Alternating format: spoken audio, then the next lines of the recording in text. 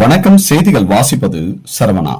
காந்தியடிகளின் நினைவு தினத்தை முன்னிட்டு குடியாத்தம் பிடிஓ அலுவலகம் எதிரே காங்கிரசார் தர்ணா போராட்டத்தில் ஈடுபட்டனர்.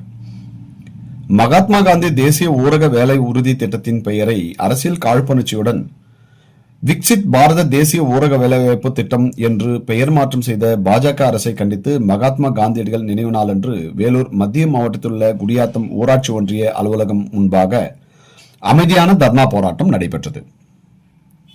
வேலூர் மத்திய மாவட்ட காங்கிரஸ் கமிட்டி பொருளாளர் விஜேந்திரன் தலைமையில் நடைபெற்ற போராட்டத்தில் குடியாத்தம் நகர பொறுப்பு குழு உறுப்பினர்கள் சரவணன், பாரத் நவீன், யுவராஜ், இலியாஸ் பாஷா ஆகியோர் முன்னிலை வகித்தனர். குடியாத்தம் மேற்கு ஒன்றிய தலைவர் வீராங்கன், தெற்கு ஒன்றிய தலைவர் ஜோதி கணேசன் ஆகியோர் சிறப்புரையாற்றினார்கள். மகாத்மா காந்தி ஊரக வேலைவாய்ப்பு உறுதி திட்டத்திற்கு ஆதரவாகவும் மோடி அரசுக்கு எதிராகவும் வாசகங்கள் அடங்கிய பாதகைகளை கையில் ஏந்தி வாயில் கருப்பு துணி கட்டிக்கொண்டு அமைதியான முறையில் தர்ணா போராட்டத்தில் ஈடுபட்டனர்.